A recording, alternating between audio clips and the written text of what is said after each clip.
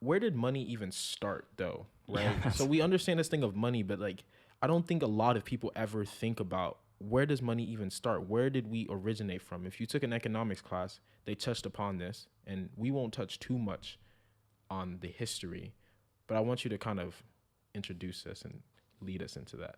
Oddly enough, the history and the origins of money are fairly convoluted, specifically the origins. The history is not so much, Wait, but time out. Can you define convoluted? convoluted, confusing, messy. It's Okay. in disarray, I guess. It's arguments, debates over where I the like origins the word. of money came I like the from. word disarray. It's very like, I think it's because Drake used it. He said, "Drizzy Drake and the game is in disarray." Ooh, like keep going. Go on. Sorry. Um, but there are a few different theories on where the first money and where they came from. Some things that we can consider money in ancient days. We even talked about this on the Sapiens episode. But wheat.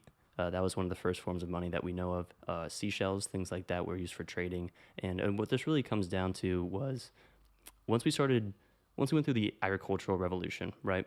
We started having these large scale civilizations, or larger scale civilizations at least. And what happens is you don't know everyone in your community nearly as well as you used to, right? Yeah. So we need something that allows us to trade specifically between strangers, right? And that's very important. And so that's kind of the idea of where money might have come from. Although I will say there are many ideas on where it came from. So I don't want to tell you that that is exactly where it came from, because there are so many debates on where it might have come from. It's absolutely crazy. We'll read a whole book about it. Yeah. But begin with the types of money, and number one being barter.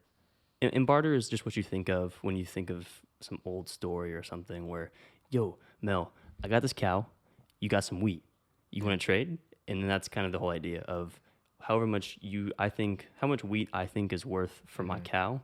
I have excess cows or milk or whatever good you want to say. And so we're just bartering between each other. There's no middleman, and the middleman being money or some currency. Yeah. It's just us exchanging valuable goods. And the time period when this was worked out the best was in those times when before agricultural revolution, before these first real civilizations, Mesopotamia came together, and that's when there was, smaller groups and you could trust. And a really big philosophical idea of money is the fact of trust. Because if you do not trust the person, you cannot make a deal, you cannot do business, you cannot make a transaction with that person.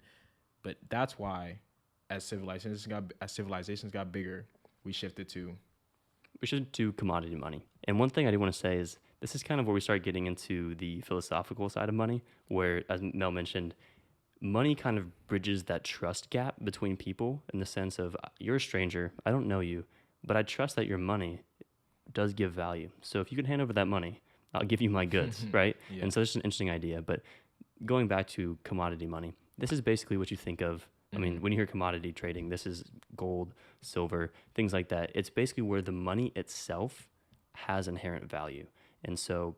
But why does that money have inherent value? So that's a good question.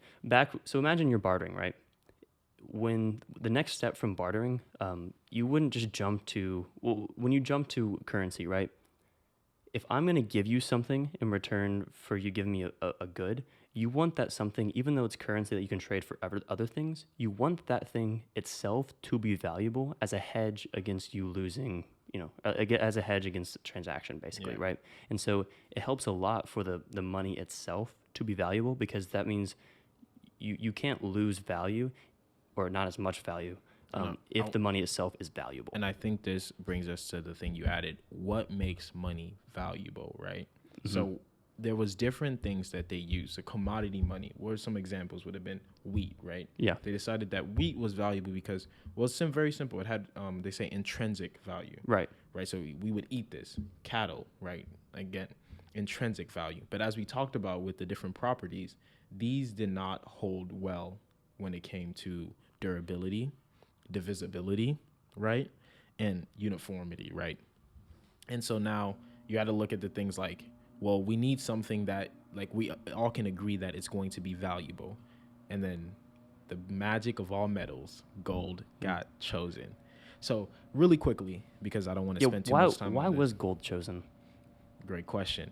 So gold is chosen because durability, number one. Like we understand you like gold. The gold Yeah. that is used in a lot of jewelry now was probably used way back when. How would you even like destroy gold? You don't. You just melt it and then they. I wonder if there's like a chemical that you could.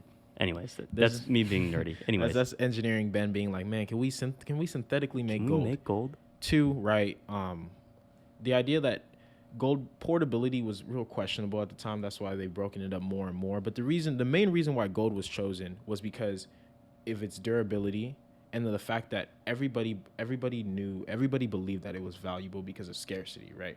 Because it was very hard at the time to like go find gold. Like nowadays, it is still difficult. But imagine back in like the 15 like before even all of that time. Difficult is an understatement. Is Back in those like days. for you to go out and mine it. So they were like, yo, this thing is not very easy to obtain, right? A lot of value. But I'll say number three though has to do with the fact of this idea that Robert Breedlove brings up of marketability, right? And so Could you break that down?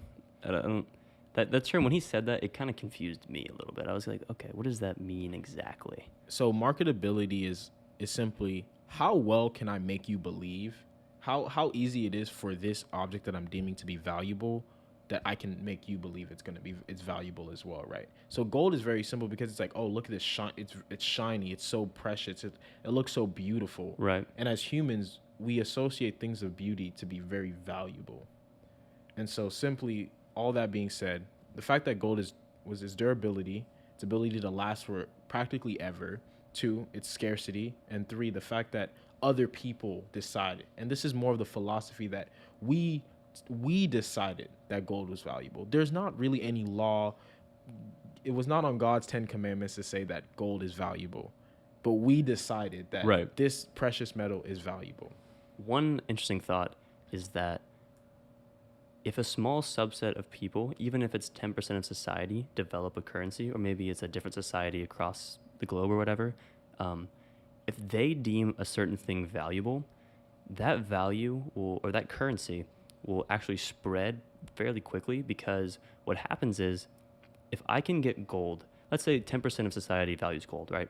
If I live in a society that doesn't value gold, or an area that does not value gold, I can get that gold and then sell it to the people who do value the gold, right? For things that I do value.